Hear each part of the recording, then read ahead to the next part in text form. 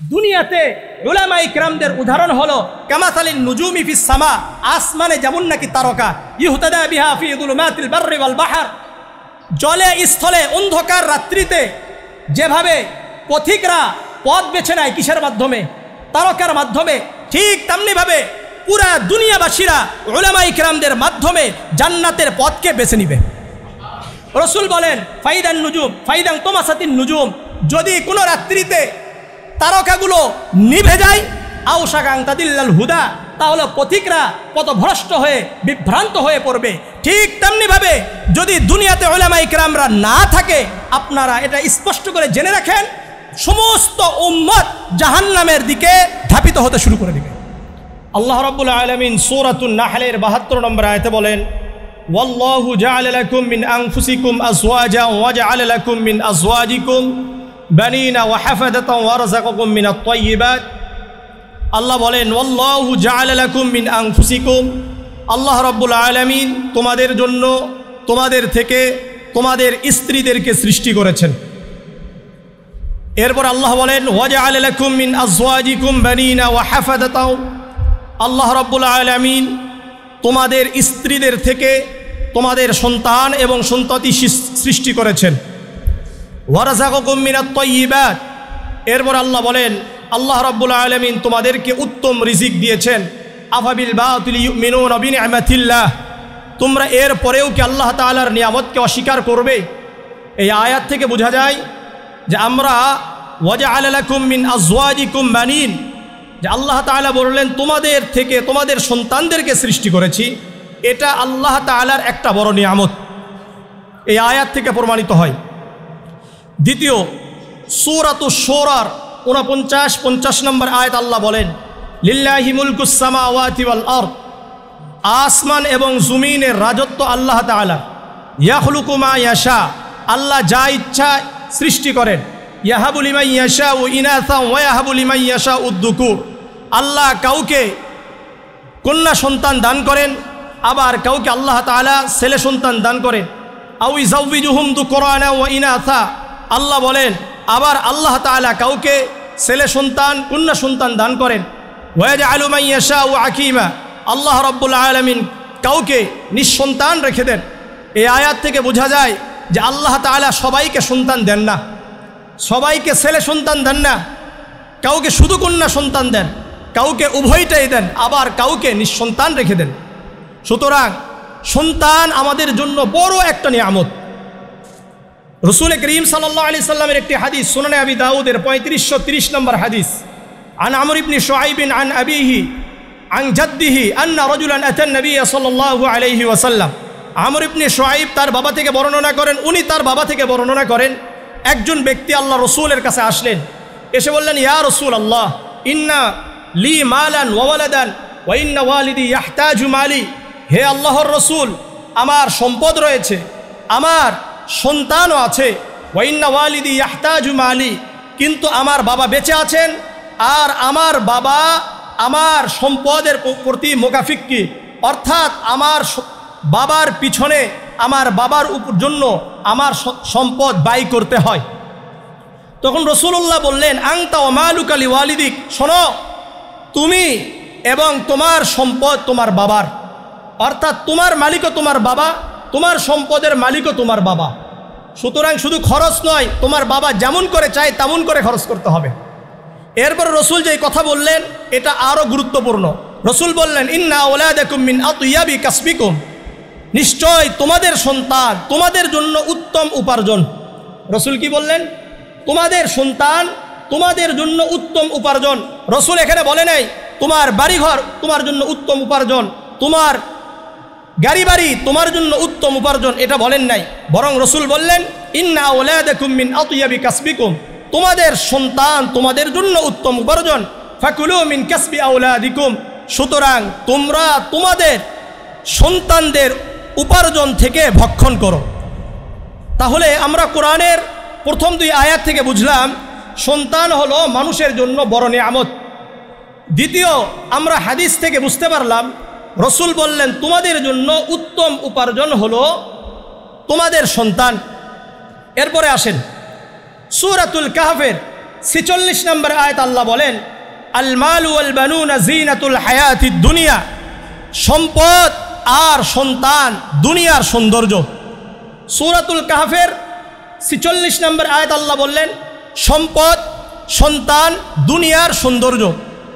সূরাতুল আনফালের 28 নম্বর আয়াত আল্লাহ বলেন, ওয়ালামু আন্নামা আমওয়ালুকুম ওয়া আওলাদুকুম ফিতনা, তোমরা জেনে রাখো নিশ্চয় তোমাদের সন্তান তোমাদের সম্পদ তোমাদের জন্য ফিতনার কারণ, পরীক্ষার কারণ। তাহলে এক আয়াতের মধ্যে আল্লাহ তাআলা বলছেন সৌন্দর্য, আরেক আয়াতের মধ্যে আল্লাহ তাআলা বলছেন এটা ফিতনা, এটা ভয়ঙ্কর ফিতনা হবে তোমাদের জন্য। এর বিষয় কি, এই বিষয়টা কি কেন বললেন? একটা কথা মনে রাখবেন, আপনি একটা গাছ লাগিয়েছেন, এই গাছকে যদি আপনি শুরু থেকেই নার্সিং করেন, শুরু থেকেই পরিচর্যা করেন, এটা বড় হবে। এখান থেকে আপনার ফল গ্রহণ করা, ফল আহরণ করা সমস্যা নাই। কিন্তু আপনি গাছ লাগিয়েছেন, এর কোনো পরিচর্যা নাই, এর কোনো নার্সিং নাই, এখানে আস্তে আস্তে খড়কুটো তৈরি হবে, আস্তে আস্তে এখানে বিভিন্ন আবর্জনা তৈরি হবে, কাঁটাবিদ্ধ হবে, এমন হইতে পারে এখানে সাপ বিচ্ছুও চলে আসবে। বড় হয়েছে, গাছে ফল ধরেছে, কিন্তু আপনি গাছ থেকে ফল নিতে গিয়েছেন, যেহেতু পরিচর্যা আগে থেকে করেন নাই, এই কারণে সাপ আপনাকে আমাকে সবল দিতে পারে। আজকে সন্তান ওই যে ওই গাছের মতো যেটাকে পরিচর্যা করা হয়েছে, যদি পরিচর্যা করা হয় ইসলামী মূল্যবোধের উপর আমরা যদি তাদেরকে গড়ে উঠাইতে পারি, তাহলে এখান থেকে ওই সন্তানের কাছ থেকে আমরা ফল পাবো। এই সন্তান আমাদের জন্য উত্তম উপার্জন হিসাবে আখ্যায়িত হবে। আর যদি আমরা সন্তানের পরিচর্যা না করি, তাহলে এই সন্তান আমাদের জন্য ফিতনার কারণ হবে। এই সন্তান আমাদের জন্য দুনিয়াতে সৌন্দর্যও হবে না, আর উত্তম উপার্জনও হবে না। এই জন্য আমাদের দায়িত্ব রয়েছে, প্রত্যেকের দায়িত্ব আছে। সহিহ বুখারী 7138 নম্বর হাদিস, দুটো হাদিস খুবই গুরুত্বপূর্ণ, বলবো, মনোযোগ দিয়ে শুনবেন। আজকে আমরা অনেকে মনে করি যে এটা আমাদের কোনো দায়িত্ব নয়। আন আব্দুল্লাহ ইবনে উমর আন্না রাসূলুল্লাহ সাল্লাল্লাহু আলাইহি ওয়াসাল্লাম আলা কুল্লুকুম রাঈন ওয়া কুল্লুকুম মাসউলুন আন রাইয়াতিহি। আব্দুল্লাহ ইবনে উমর রাদিয়াল্লাহু তাআলা আনহু বলেন, আল্লাহর রাসূল বলেন, তোমরা প্রত্যেকেই দায়িত্বশীল, তোমাদের প্রত্যেককেই তোমাদের দায়িত্ব সম্পর্কে জিজ্ঞাসা করা হবে। ফাল ইমামুল্লাযী রাঈন আলান নাস ওয়া হুয়া মাসউলুন আন রাইয়াতিহি, প্রত্যেক ইমাম তার মুসল্লিদের ব্যাপারে দায়িত্বশীল। প্রত্যেক এলাকার যারা নেতা হবে তারা তাদের জনগণের ব্যাপারে দায়িত্বশীল। এভাবে রাষ্ট্রপ্রধান পর্যন্ত যাবে, প্রত্যেকেই তার জনগণের ব্যাপারে দায়িত্বশীল। এদের সম্পর্কে জিজ্ঞাসা করবেন আল্লাহ তাআলা। ওয়ার রাজুল রাঈন আলা আহলি বাইতিহি ওয়া হুয়া মাসউলুন আন রাইয়াতিহি, প্রত্যেক বাবা তার পরিবার সম্পর্কে দায়িত্বশীল। ওয়াল মারআতু রাঈয়াতুন আলা বাইতি যাওজিহা ওয়া ওয়ালাদিহি ওয়া হিয়া মাসউলাতুন আনহুম, প্রত্যেক মা, প্রত্যেক নারী তার স্বামীর ঘর সম্পর্কে দায়িত্বশীল, তাদের সন্তানদের সম্পর্কে দায়িত্বশীল। প্রত্যেক নারীকে তার স্বামীর ঘর সম্পর্কে জিজ্ঞাসা করা হবে, সন্তান সম্পর্কে জিজ্ঞাসা করা হবে। ওয়া আব্দুর রাজুলি রাঈন আলা মালি সাইয়্যিদিহি ওয়া হুয়া মাসউলুন আন, প্রত্যেক কর্মচারী, প্রত্যেক দাস তার মালিকের, তার মুনিবের সম্পদের ব্যাপারে দায়িত্বশীল। আবার আল্লাহর রাসূল প্রথম বললেন, আলা কুল্লুকুম রাঈন ওয়া কুল্লুকুম মাসউলুন আন রাইয়াতিহি। এটার গুরুত্ব বোঝানোর জন্য রাসূল শেষে আবার বললেন, আলা ফাকুল্লুকুম রাঈন ওয়া কুল্লুকুম মাসউলুন আন রাইয়াতিহি, প্রত্যেকেই দায়িত্বশীল, এই দায়িত্ব সম্পর্কে জিজ্ঞাসা করা হবে। সুতরাং আমরা দায়িত্বশীল। সহিহ বুখারীর 7150 নম্বর হাদিস, আনিল হাসান আন্না উবাইদুল্লাহ ইবনে জিয়াদ আদা মাকিল ইবনে ইয়াসার ফি মারজিহিল্লাযী মাতা। হাসান বসরি রাহিমাহুল্লাহ একটা হাদিস বর্ণনা করেন, উনি বলেন যে উবাইদুল্লাহ ইবনে জিয়াদ মাকিল ইবনে ইয়াসার যখন মৃত্যু সজ্জায় তার সাথে সাক্ষাৎ করতে গেলেন, ফাকালা লাহু মাকিল, মাকিল এই উবাইদুল্লাহ ইবনে জিয়াদকে বললেন, ইন্নী মুহাদ্দিসুকা হাদিসান সামিআতুন নবী সাল্লাল্লাহু আলাইহি ওয়াসাল্লাম, হে উবাইদুল্লাহ ইবনে জিয়াদ শোনো। যখন মাকিল ইবনে ইয়াসার মৃত্যু সজ্জায় তখন বলছেন, ভালো করে শোনো, ইন্নী মুহাদ্দিসুকা হাদিসান, আমি একটি হাদিস তোমার সামনে বর্ণনা করব যা রাসূল থেকে শুনেছি। মা মিন আবদিন ইস্তারআহুল্লাহু রাইয়াতান, কোন ব্যক্তিকে আল্লাহ তাআলা একটা দায়িত্ব দিয়েছেন, লাম ইয়াহুতহা বিনাসিহাতিন, কিন্তু ওই দায়িত্ব যদি সে যথাযথভাবে পালন না করে, ওই দায়িত্ব যদি পূর্ণাঙ্গভাবে পালন না করে, ইল্লা লাম ইয়াজিদ রাইহাতাল জান্নাতি, ওই ব্যক্তি জান্নাতের সুগন্ধি পর্যন্ত পাবে না। সুতরাং আমরা যারা বাবা, আমরা আমাদের সন্তানদের যদি দায়িত্ব পালন না করি, আপনি যতই বড় হুজুর হয়ে যান, যতই বড় পাগড়ি মাথায় দেন, তাহাজ্জুদ গুজারি হয়ে যান না কেন, যেহেতু আপনার একটা বড় দায়িত্ব ছিল আপনার সন্তানের উপরে, এই দায়িত্ব পালন না করার কারণে আপনি বড় হুজুর তাহাজ্জুদ গুজারি হওয়ার পরেও জান্নাতের সুঘ্রাণ পর্যন্ত আপনার আমার নসিব হবে না। আল্লাহ রসুলের এই হাদিস থেকে স্পষ্ট বোঝা যায়, সহিহ বুখারী ৭১৫০ নম্বর হাদিস। সুতরাং আমরা দায়িত্বশীল, আমাদেরকে জিজ্ঞাসা করা হবে। শুধু কি তাই, কাদেরকে আগে জিজ্ঞাসা করবেন? আগে কি সন্তানদেরকে বাবা মা সম্পর্কে জিজ্ঞাসা করা হবে, না বাবা মাকে সন্তানদের সম্পর্কে জিজ্ঞাসা করা হবে? হান্নাদ ইবনে সাররি ওনার একটা কিতাব আজ-জুহুদ, এই জুহুদ কিতাবের মধ্যে আব্দুল্লাহ ইবনে ওমর সম্পর্কে বলেছেন। আব্দুল্লাহ ইবনে ওমর বলেন, ইয়াকুল ইন্নাল ওয়ালিদা মাসউলুন আনিল ওয়ালাদ, আগে বাবাকে জিজ্ঞাসা করা হবে, মাকে জিজ্ঞাসা করা হবে তার সন্তান সম্পর্কে। ওয়াইন্নাল ওয়ালাদা মাসউলুন আনিল ওয়ালিদি, এরপরে সন্তানকে জিজ্ঞাসা করা হবে তোমার বাবা মার খেদমত তুমি করেছো কিনা। অর্থাৎ আমরা যদি আমাদের সন্তানদেরকে সেভাবে লালন পালন করতে পারি, অটোমেটিক আমাদের সেবা আমাদের সন্তানরা করবে, অটোমেটিক করবেন। সুতরাং এই কোরআনের আয়াত, হাদিস এবং এগুলো থেকে আমাদের কাছে স্পষ্ট হয়ে গেল যে আমাদের সন্তানরা নিয়ামত, আমাদের সন্তানরা আমাদের জন্য দুনিয়ার সৌন্দর্য হবে, আমাদের সন্তানরা আমাদের জন্য উত্তম উপার্জন হবে যখন আমরা আমাদের দায়িত্ব পালন করব। এখন আসল সন্তানদের উপর বাবা মার দায়িত্ব কি, এটার উপর দীর্ঘ আলোচনা হতে পারে, অনেকগুলো পয়েন্ট করতে পারি, 50-60টা পয়েন্ট করা যাবে, কিন্তু ওদিকে যাচ্ছি না, যেহেতু সংক্ষিপ্ত ব্যাপার, সংক্ষিপ্ত আলোচনা। এই জন্য তানবিহুল গাফিলিন একটি কিতাব আছে, এই কিতাবের 152 নম্বর হাদিস, আন আবি হুরায়রা রাদিয়াল্লাহু তাআলা আন আন্না রাসূলুল্লাহ সাল্লাল্লাহু আলাইহি ওয়াসাল্লাম قال ان من حق الولد على الوالد ثلاثه اشياء। আবু হুরায়রা রাদিয়াল্লাহু তাআলা আনহু বর্ণনা করেন, রাসূলুল্লাহ সাল্লাল্লাহু আলাইহি ওয়াসাল্লাম বলেন, পিতা মাতার উপর সন্তানদের উপর পিতা মাতার বড় বড় 3টা দায়িত্ব। কয়টা দায়িত্ব?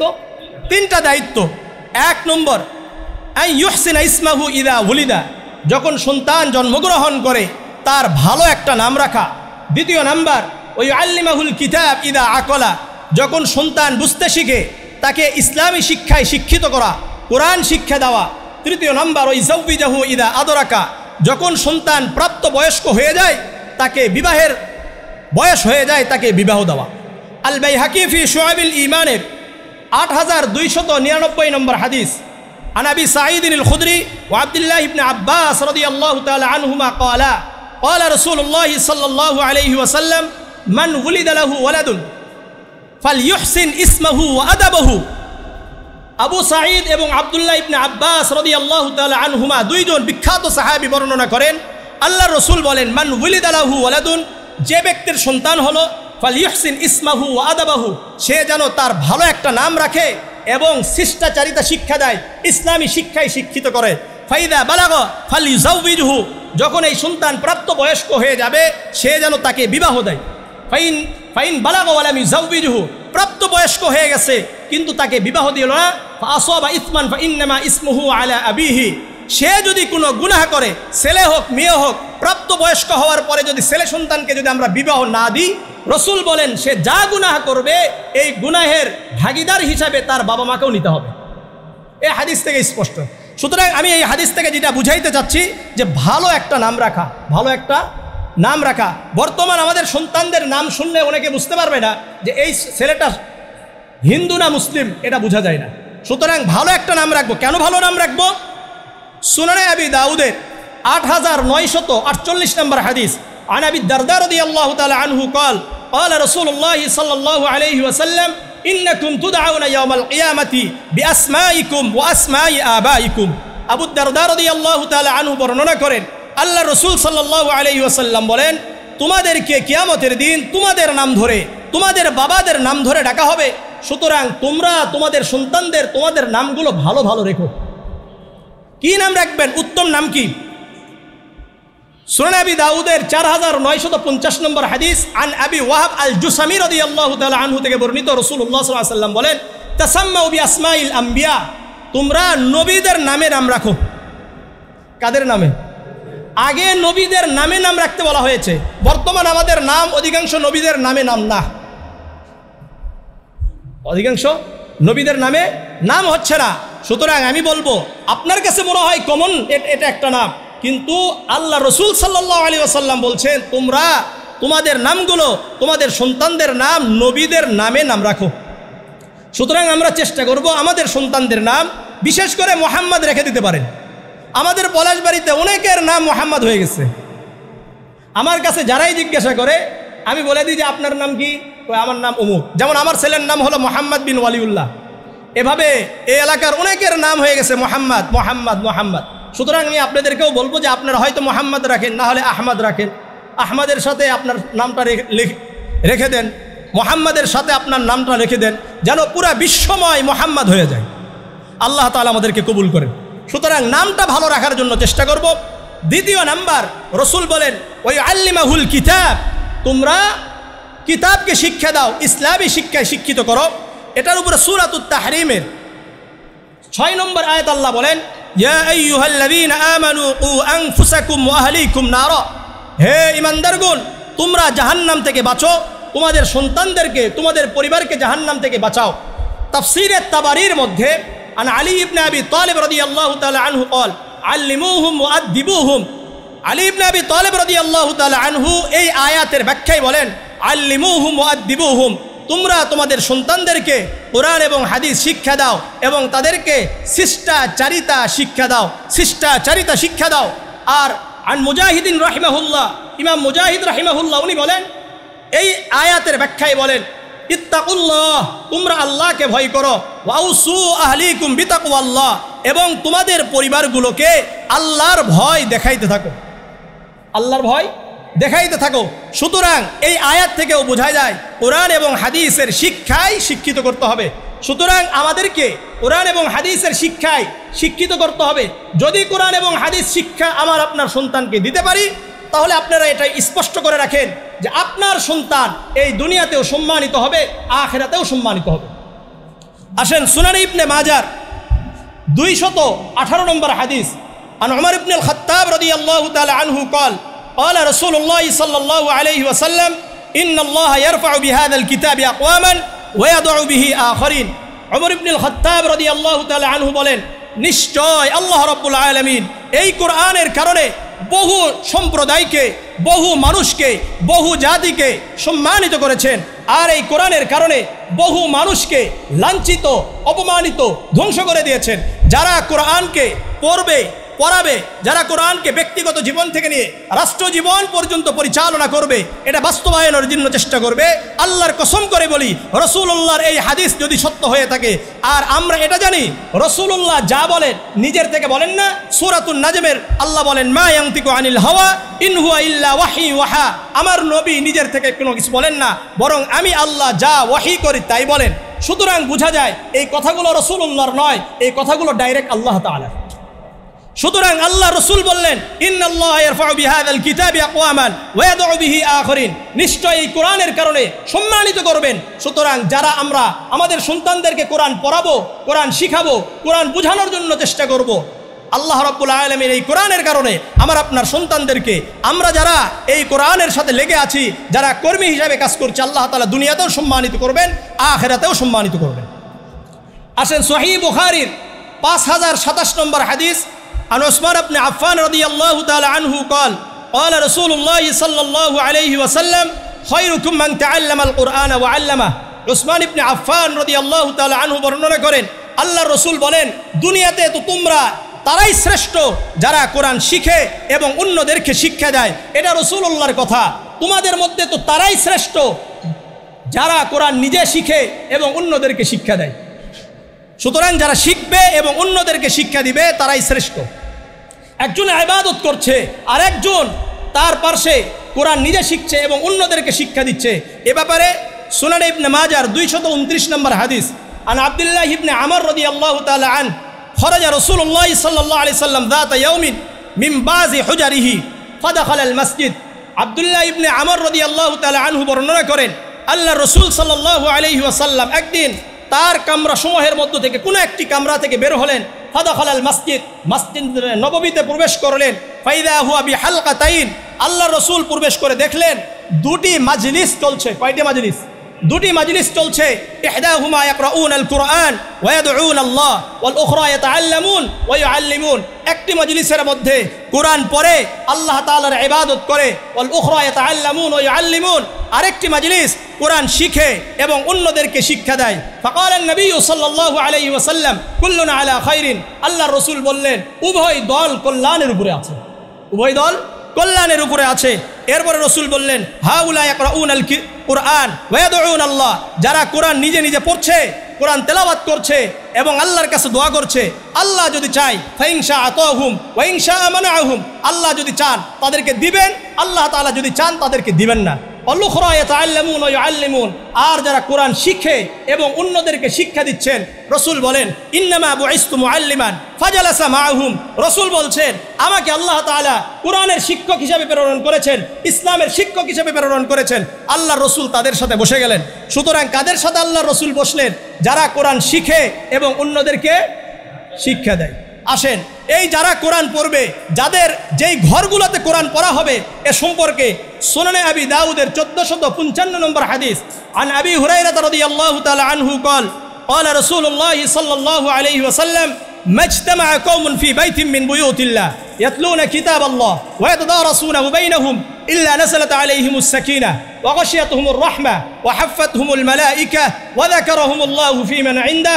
আবু হুরায়রা রাদিয়াল্লাহু তাআলা আনহু বর্ণনা করেন, আল্লাহ রসুল সাল্লাল্লাহু আলাইহি ওয়াসাল্লাম বলেন, দুনিয়ার মধ্যে কোনো একটা আল্লাহর ঘর সমূহের মধ্যে হতে কোনো একটা ঘরে কিছু মানুষ কোরআন তেলাওয়াত করলো, কিতাব আল্লাহ ওয়া ইয়াতাদারাসুনাহু বাইনাহুম, কোরআন এবং হাদিসের শিক্ষার চর্চা করলো, ইয়াতলুনা কিতাব আল্লাহ ওয়া ইয়াতাদারাসুনা বাইনাহুম ইল্লা নাযালাত আলাইহিমুস সাকিনাহ ওয়া গাশিয়াতুহুমুর রাহমা ওয়া হাফফাতহুমুল মালাইকা। এখানে একটা কথা আপনাদেরকে সবাইকে ভাবতে হবে। এখানে বলা হয়েছে ফি বাইতিম মিন বুয়ুতিল্লাহ, আল্লাহর ঘর সমূহের মধ্যে হতে কোনো একটা ঘর। সুতরাং আমাদের সমাজে একটা প্রচলন আছে এবং আমাদের অনেক ওয়াইজ বক্তা ভাইয়েরাও তাহকিক ছাড়া বলে দেন যে আল মসজিদু বাইতুল্লাহ, মসজিদ হলো আল্লাহর ঘর, আল মাদ্রাসাতু বাইতুর রসুল, মাদ্রাসা হলো রসুলের ঘর। এর কোনো অস্তিত্ব কোনো হাদিসে পাওয়া যায় না। এই হাদিস থেকে বোঝা যায় মসজিদ যেমন আল মাসাজিদু বুয়ুতুল্লাহ, সমস্ত মসজিদ যেমন আল্লাহর ঘর। এই হাদিস থেকে বোঝা যায় মাজতামা কওমুন ফি বাইতিম মিন বুয়ুতিল্লাহ, আল্লাহর ঘর সমূহের মধ্যে হতে কোনো একটা ঘরে ইয়াতলুনা কিতাব আল্লাহ, কোরআন শিখে, কোরআন তেলাওয়াত করে, অন্যদেরকে শিক্ষা দেয়, ইসলামী চর্চা হয়, মাসলা মাসাইল নিয়ে চর্চা হয়, হাদিসের চর্চা হয়, এগুলোকেও আল্লাহর ঘর বলা হয়েছে। সুতরাং মাদ্রাসা হলো কার ঘর? আবার বলেন, আবার বলেন, মাদ্রাসা কার ঘর? আল্লাহর ঘর। সুতরাং যারা মাদ্রাসার বিরোধিতা করবে তারা মূলত কার সাথে বিরোধিতা করলেন? আজকে যদি আপনার বাড়ির বিরোধিতা, আপনার ঘরের বিরোধিতা করে, মূলত কার বিরোধিতা করলো? আপনার বিরোধিতা করলো। তাহলে এটা কার ঘর? আল্লাহর ঘর। আল্লাহর ঘরের বিরোধিতা যারা করবে মূলত কার বিরোধিতা? এখন আসেন, এই ঘরের মধ্যে যারা থাকবে তাদের জন্য লাভ কি? ইল্লা নাযালাত আলাইহিমুস সাকিনাহ, এক নম্বর আল্লাহর পক্ষ থেকে এই ঘরের উপরে অর্থাৎ মাদ্রাসার উপরে আল্লাহ তাআলার পক্ষ থেকে সর্বদা সাকিনা অবতীর্ণ হয়। দ্বিতীয় নম্বর ওয়াশিয়াতুহুমুর রাহমা, আল্লাহ তাআলার রহমত ঢেকে রাখেন। তিন নম্বর ওয়াহাফফাতহুমুল মালাইকা, আল্লাহ তাআলার ফেরেশতারা বেষ্টন করে রাখে। চার নম্বর ওয়াযাকারাহুমুল্লাহু ফী মান ইনদা, মাদ্রাসার শিক্ষক ছাত্রদেরকে নিয়ে সর্বদা আল্লাহ তাআলা ফেরেশতাদের মাজলিসে গর্ব করে থাকেন। সুতরাং এই হাদিস থেকে বোঝা গেল মাদ্রাসার গুরুত্ব। হাদিস থেকে কি বোঝা গেছে? মাদ্রাসার গুরুত্ব। সুতরাং আমরা নিজেরা পড়বো, আমাদের সন্তানদেরকে পড়াবো। যারা আমরা আমাদের সন্তানদেরকে পড়াবো, নিজেরাও যখন পড়বো, এটা আমার আপনার জন্য কিয়ামতের ময়দানে সুপারিশকারী হবে। সহিহ মুসলিমের 1910 নম্বর হাদিস, আন আবি উমামাহ আল বাহিলি রাদিয়াল্লাহু তাআলা আনহু قال قال رسول الله صلى الله عليه وسلم اقرأوا القرآن فإنه يأتي يوم القيامة شفيعا لأصحابه। আবু উমামা আল বাহিলি রাদিয়াল্লাহু তাআলা আনহু বর্ণনা করেন, আল্লাহ রসুল সাল্লাল্লাহু আলাইহি ওয়াসাল্লাম বলেন, তোমরা কোরআন পড়ো, তোমরা কোরআন পড়ো, তোমরা কোরআন পড়ো, কেননা এই কোরআন কিয়ামতের ময়দানে তোমাদের জন্য সুপারিশকারী হবে। সুতরাং আমাদেরকে কোরআন পড়তে হবে, অধিক পরিমাণে পড়তে হবে। শুধু পড়লে হবে না, অধিক পরিমাণে কোরআন পড়তে হবে, কোরআনকে বোঝার চেষ্টা করতে হবে, কোরআনকে ব্যক্তিগত জীবন থেকে, পারিবারিক জীবন থেকে নিয়ে রাষ্ট্রীয় জীবন পর্যন্ত পরিচালনা বাস্তবায়নের জন্য চেষ্টা করতে হবে। যারা কোরআনের একটি অক্ষর আপনার সন্তানকে কোরআনের একটি অক্ষর শিক্ষা দিচ্ছেন, মনে হচ্ছে যে এটা কোনো ব্যাপার নয়, কিন্তু না। আল্লাহ রসুলের হাদিস জামিআ তিরমিজির 2910 নম্বর হাদিস, আন আব্দুল্লাহ ইবনে মাসউদ রাদিয়াল্লাহু তাআলা আনহু قال قال رسول الله صلى الله عليه وسلم من قرأ حرفا من كتاب الله فله به حسنة والحسنة بعشر أمثالها لا أقول ألف لام ميم حرف ولكن ألف حرف ولام حرف وميم حرف عبد الله بن مسعود رضي الله تعالى عنه বর্ণনা করেন আল্লাহ রাসূল সাল্লাল্লাহু আলাইহি ওয়াসাল্লাম বলেন, যে ব্যক্তি কোরআনের একটি অক্ষর তেলাওয়াত করলো, কয়টা অক্ষর? একটা অক্ষর তেলাওয়াত করলো, আল্লাহ তাআলা তাকে 10টি নেকি দান করবেন। রাসূল বলেন, শোনো, লা আকুলু আলিফ লাম মিম হারফুন, আমি এটা বলি না যে আলিফ লাম মিম একটি অক্ষর, ওয়ালাকিন আলিফুন হারফুন ওয়া লামুন হারফুন ওয়া মিমুন হারফুন, বরং আলিফ একটি অক্ষর, লাম একটি অক্ষর, মিম একটি অক্ষর। সুতরাং আলিফ লাম মিম বলার সঙ্গে সঙ্গে আল্লাহ তাআলা কতটা নেকি দান করবেন? 30টি নেকি দান করবেন।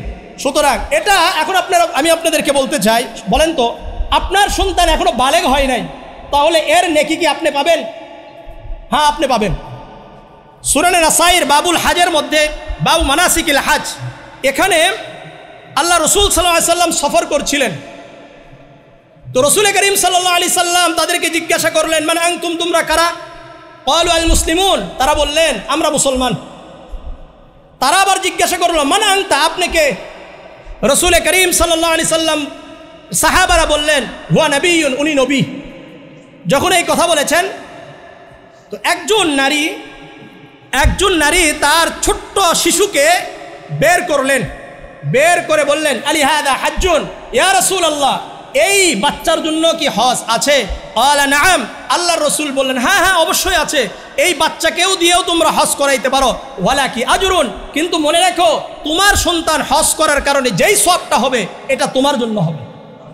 এই হাদিস থেকে বোঝা যায় সন্তান বালেগ হওয়ার পূর্বে যত আমল করবে সকল আমল নামা তার বাবা এবং মায়ের জন্য হবে। বুঝে আসছে? আল্লাহ তাআলা আমাদেরকে বোঝার তৌফিক দান করেন। আর দুই একটা হাদিস বলেই শেষ করে দিচ্ছি। আজকে আমাদের মনে হয় যে এই যে আমরা কষ্ট করতে চাই না, সন্তানদেরকে কষ্ট দিতে চাই না, অথচ এক একটা হাদিস সংগ্রহের জন্য মুহাদ্দিসিনে কেরামরা কতটা কষ্ট করেছেন। একটা হাদিস বলি এখানে, সুনানে ইবনে মাজার 223 নম্বর হাদিস, আন কাসীর ইবনে কায়েস ক্বালা কুনতু জালিসান ইনদা আবি দারদা ফি মসজিদ দিমাশক। কাসীর ইবনে কায়েস রাহিমাহুল্লাহ উনি বলেন, আমি মসজিদে দিমাশক, সিরিয়ার মসজিদ, এই মসজিদে আবু দারদা রাদিয়াল্লাহু তাআলা আনহুর সাথে বসা ছিলাম। ফাআতাহু রাজুলুন, একজন ব্যক্তি আবু দারদা রাদিয়াল্লাহু তাআলা আনহুর কাছে আসলেন, এসে বললেন, ইন্নী আতাইতুকা মিনাল মাদিনাতি, মাদিনাতির রাসূল সাল্লাল্লাহু আলাইহি ওয়াসাল্লাম। শোনেন হে আবু দারদা, আমি মদিনা অর্থাৎ রসুলের শহর ইয়াসরিব থেকে আসছি। কোথায় থেকে? আসলে মদিনার নাম কি? ইয়াসরিব। আল্লাহর রসুল আসার কারণে মাদিনাতুল মুনাওয়ারা হয়ে গেছে, আলোকিত শহর। মাদিনাতুন নবী হয়ে গেছে, রসুলের শহর, কিন্তু মূলত এর নাম কি? ইয়াসরিব। আমি সেখান থেকে আসছি। বালাগানি লি হাদিসিন, একটা হাদিস আপনার থেকে নেওয়ার জন্য আমার কাছে পৌঁছেছে, আন্নাকা তুহাদ্দিসু বিহি আনিন নবী সাল্লাল্লাহু আলাইহি সাল্লাম, আপনি নাকি ওই হাদিসকে রাসূলুল্লাহ সাল্লাল্লাহু আলাইহি সাল্লাম থেকে শুনেছেন। তখন আবু দারদা রাদিয়াল্লাহু তাআলা আনহু বললেন, জাআ বিকা তিজারাতুন, আপনি কি মা জাআ বিকা তিজারাতুন, এই সিরিয়া এলাকায়, দামেস্ক এলাকায় কোনো ব্যবসায়ের উদ্দেশ্যে এসেছেন, বাণিজ্য করার জন্য এসে মনে হয়েছে যে না, যেহেতু আবু দারদা রাদিয়াল্লাহু তাআলা আনহুর কাছে একটা হাদিস আছে, সুতরাং আমি ওই হাদিসটা শুনে আসি। সনদটা নেওয়ার জন্য শুধুমাত্র, হাদিস তো মদিনা থেকে গেছেন কোথায়? সিরিয়ায় চলে গেছেন, শুধু সনদ নেওয়ার জন্য। সনদ খুব জরুরি। আপনি এই হাদিসটা কার কাছ থেকে পড়েছেন, তারপরে আপনি কার কাছ থেকে পড়েছেন, এইভাবে একেবারে রাসূলুল্লাহ সাল্লাল্লাহু আলাইহি ওয়াসাল্লাম পর্যন্ত ঠেকতে হবে, এটার নাম হলো সনদ। এই শুধু সনদ নেওয়ার জন্য গেছেন। দেখেন আবু দারদা রাদিয়াল্লাহু তাআলা আনহু বলছেন, মা জাআ বিকা তিজারাতুন, আপনি কি সিরিয়াতে আসছেন, দামেস্কে আসছেন শুধু বাণিজ্যের উদ্দেশ্যে? আর মনে হলো যে আবু দারদা রাদিয়াল্লাহু তাআলা আনহুর কাছে এই হাদিসটা আছে, ওই সনদটা নিয়ে আসি। আলালা, ওই ব্যক্তি বললেন, না না, আমি কোনো বাণিজ্যের উদ্দেশ্যে এখানে আসি নাই, আমি এই হাদিসের উদ্দেশ্যে আসছি। আবার আবু দারদা রাদিয়াল্লাহু তাআলা আনহু বললেন, ওয়ালা জাআ বিকা গায়রুহু, অন্য কোনো উদ্দেশ্য আসছেন, আপনার কোন আত্মীয় স্বজন এখানে আছে, তাদের সাথে দেখা সাক্ষাৎ করতে আসছেন, আসার পরে মনে করলেন যে সনদটা নিয়ে আসি। তখন এই ব্যক্তি বললেন, না না না, আমি এই জন্য আসি নাই, তখন আবু দারদা রাদিয়াল্লাহু তাআলা আনহু বললেন, ইন্নী সামিআতু নবী সাল্লাল্লাহু আলাইহি ওয়াসাল্লাম, আমি রাসূলুল্লাহকে বলতে শুনেছি, মান সালাকা তরিকান ইয়ালতামিসু বিহি ইলমান সাহহালাল্লাহু লাহু তরিকান ইলাল জান্নাহ, যে ব্যক্তি ইলম অর্জনের জন্য কোনো একটা পথকে অবলম্বন করলো, কোনো একটা রাস্তাকে অবলম্বন করলো, আল্লাহ তাআলা তার জন্য জান্নাতের রাস্তা সহজ করে দিবেন। এই হাদিস আপনারা এই হাদিস অনেক শুনছেন, কিন্তু হাদিসটার বর্ণনা কিভাবে আসছে এটা একটু চিন্তা করেন, একটু চিন্তা করবেন। সুতরাং উলামায়ে কেরামদেরকে আপনি বই থেকে দুটা পড়ে নিলেন, কিন্তু আপনার কিন্তু সনদ নেই, এটা মনে রাখবেন। সনদের গুরুত্বটা বুঝেন। আর উলামায়ে কেরামদের কাছে সনদ আছে, উলামায়ে কেরামদের কাছে কি আছে? সনদ আছে। এটা ভালো করে মাথায় রাখতে হবে, খুব গুরুত্বপূর্ণ এই হাদিসটা, বিশেষ করে সনদ বোঝার জন্য, যে সনদের গুরুত্ব বোঝার জন্য। আল্লাহ বুঝার তৌফিক দান করেন। ওয়াইন্নাল মালাইকাতা লাতাযউ আজনিহাতাহা রিসাল লিতালিবিল ইলম, সন্তানেরা, এই মাদ্রাসার ছাত্ররা যেই রাস্তা দিয়ে হাঁটবে, আপনি ভাববেন রাসূলুল্লাহ সাল্লাল্লাহু আলাইহি ওয়াসাল্লাম বলেছেন তাদের পায়ের নিচে ফেরেশতাদের পর বিছানো আছে। এই এলাকার যারা আছেন তারা সবসময় ভাববেন যে এই যে ছেলেরা যাচ্ছে, এই ছেলেদের পায়ের নিচে ফেরেশতাদের পর পাখা বিছানো আছে। যদি আপনি রসুলকে বিশ্বাস করেন তাহলে আপনার বোঝা সহজ, আপনার অনুভব করা সহজ। আর যদি কথা যদি রাসূলুল্লাহর বিশ্বাস না হয় তাহলে করার কিছু নেই। দ্বিতীয় নম্বর একটা, আর এই হাদিসটা আরও বড় ছিল, ওদিকে যাচ্ছি না, শেষ করতে হবে। মুসনাদে আহমদের 12,600 নম্বর হাদিস, এটা একটু গুরুত্বপূর্ণ তাই বলছি।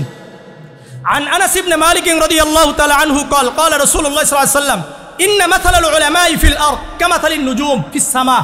রসুল বলেন, এই শোনো, إن مثل العلماء في الأرض, দুনিয়াতে উলামায়ে কেরামদের উদাহরণ হলো কামাথালিন নুজুমি ফিস সামা, আসমানে যেমন নাকি তারকা, ইহতাদা বিহা ফি যুলুমাতিল বাররি ওয়াল বাহর, জলে স্থলে অন্ধকার রাত্রিতে যেভাবে পথিকরা পথ বেছে নেয় কিসের মাধ্যমে? তারকার মাধ্যমে। ঠিক তেমনিভাবে পুরা দুনিয়াবাসীরা উলামায়ে কেরামদের মাধ্যমে জান্নাতের পথকে বেছে নিবে। রসুল বলেন, ফাইদান নুজুম ফাইদান তোমাসাতিন নুজুম, যদি কোনো রাত্রিতে তারকাগুলো নিভে যায়, আউশাকাং তাদিল্লাল হুদা, তাহলে পথিকরা পথভ্রষ্ট হয়ে বিভ্রান্ত হয়ে পড়বে। ঠিক তেমনিভাবে যদি দুনিয়াতে উলামায়ে কেরামরা না থাকে, আপনারা এটা স্পষ্ট করে জেনে রাখেন, সমস্ত উম্মত জাহান্নামের দিকে ধাপিত হতে শুরু করে দেবে। যদি মানুষদেরকে, জাতিকে যদি আমরা জাহান্নামের আগুন থেকে বাঁচাইতে চাই, তাহলে উলামায়ে কেরামদেরকে টিকাতে হবে। আর উলামায়ে কেরামদেরকে যদি টিকাইতে চাই, তাহলে মাদ্রাসা প্রতিষ্ঠিত করতে হবে। কারণ মাদ্রাসার কারিগর কারা? মাদ্রাসা। উলামায়ে কেরামদের কারিগর কারা? মাদ্রাসা। আপনার মেডিকেল নাই, ডাক্তার হবে। ইঞ্জিনিয়ারিং ইউনিভার্সিটি কলেজ নাই, ইঞ্জিনিয়ার হবে। ঠিক তেমনিভাবে মাদ্রাসা যদি না থাকে, উলামায়ে কেরামরা থাকবে না। আর উলামায়ে কেরামরা যদি না থাকে, তাহলে আমরা সবাই কোন দিকে যাব? জাহান্নামের দিকে যাব। দলিল মুসনাদে আহমদের 12,600 নম্বর হাদিস, মনে থাকবে ইনশাআল্লাহ। তাহলে আমাদের 1 নম্বর দায়িত্ব পিতামাতার, কি বলেন তো? ভালো একটা নাম রাখা। 2 নম্বর দায়িত্ব কোরআন হাদিস শিক্ষা দেওয়া। 3 নম্বর দায়িত্ব সন্তানদেরকে বিবাহ দেওয়া। কেমন নারীর সাথে বিবাহ দিবেন, এটা অনেক দীর্ঘ একটা আলোচনা আছে আমার। একটা হাদিস শুধু বলি, সহিহ বুখারীর 5090 নম্বর হাদিস। عن أبي هريرة رضي الله تعالى عنه قال قال رسول الله صلى الله عليه وسلم تنكح المرأة لأربع: لمالها ولحسبها ولجمالها ولدينها فاصبر بذات الدين। নারীদেরকে 4টা জিনিস দেখে বিবাহ দেওয়া হয়। তন্মধ্যে তুনকাহুল মারআতু লিআরবাঈ, লিমালিহা, সম্পদ দেখে বিবাহ দেওয়া হয়, ওয়ালি হাসাবিহা, বংশ দেখে বিবাহ দেওয়া হয়, ওয়ালি জামালিহা, সৌন্দর্য দেখে বিবাহ দেওয়া হয়, ওয়ালি দীনিহা, তার দিন দেখে বিবাহ দেওয়া হয়। আল্লাহ রসুল বলেন, দুনিয়াতে যদি তোমরা সুখী হতে চাও, আখিরাতেও যদি তোমরা সফল হতে চাও, ফাসফার বিজাতিদ দ্বীন, বিবাহের ব্যাপারে অবশ্যই তোমরা দিনদারিকে প্রাধান্য দিবে। আজকে অনেক ভাইয়েরা বলে যে হুজুর আপনাদের ওয়াজ শুনে অনেক বুঝছি, সন্তানদেরকে হাফেজ আলেম বানাইতে হবে। আমি আপনাদেরকে আরেকটা কথা বলতে চাই, আপনার সন্তানকে যদি শুধু হাফেজ আলেম বানিয়ে রাখবেন, বিষয়টা এমন নয়। আপনার সন্তানকে আপনি অবশ্যই ইংরেজি, আপনার সন্তানকে অবশ্যই ম্যাথ, অবশ্যই আপনার সন্তানকে সায়েন্স শিক্ষা দিবেন। এখানে কখনোই আমাদের উলামায়ে কেরামরা নিষেধ করেন না। কারণ যদি আমরা বিশ্বব্যাপী, ওয়ার্ল্ড ওভার দ্য ওয়ার্ল্ড, সারা বিশ্বে যদি ইসলামকে প্রচার করতে চাই, অবশ্যই আমাদেরকে আরবির পাশাপাশি ইংরেজি ভাষাটা জানতে হবে। Because English language is spoken all over the world, সারা বিশ্বে ইংরেজি চলে। সুতরাং আপনি শিখবেন, আপনি ইসলাম প্রচার করার জন্য শিখবেন, অন্যদেরকে জানানোর জন্য শিখবেন। আপনি যদি সায়েন্স বুঝেন তাহলে কোরআন এবং হাদিসের বিভিন্ন জায়গায় বিজ্ঞানময় যে জায়গাগুলো আছে এগুলো মানুষকে বোঝানো সহজ হবে। কথা আমি বুঝাইতে পারছি? সুতরাং আল্লাহ রাব্বুল আলামিন আমাদের সবাইকে রাসূলুল্লাহ সাল্লাল্লাহু আলাইহি সাল্লামের ওই তানবিহুল গাফিলিনের 152 নম্বর যে হাদিস, যে 3টা দায়িত্ব, 1 নম্বর ভালো নাম রাখা, 2 নম্বর কোরআন এবং হাদিসের শিক্ষা দেওয়া, 3 নম্বর সন্তানদেরকে নেক একজন নারীর সাথে বিবাহ দেওয়া। আল্লাহ রাব্বুল আলামিন আমাদের সবাইকে কবুল করেন। ইনশাআল্লাহ উলামায়ে কেরামরা, বিশেষ করে আমাদের আমন্ত্রিত উলামায়ে কেরামরা আলোচনা করবেন, গুরুত্ব সহকারে শুনবেন, আর সবাই দোয়া করবেন আল্লাহ রাব্বুল আলামিন যেন এই মাদ্রাসাকে কবুল করেন, মাদ্রাসার তাকিকে কবুল করেন, এসহ বাংলাদেশ সহ সারা বিশ্বে যত মাদ্রাসা রয়েছে প্রত্যেকটা মাদ্রাসাকে আল্লাহ রাব্বুল আলামিন ইখলাসিয়াতের সাথে কবুল করেন। আসসালামু আলাইকুম ওয়া রাহমাতুল্লাহি ওয়া বারাকাতুহু।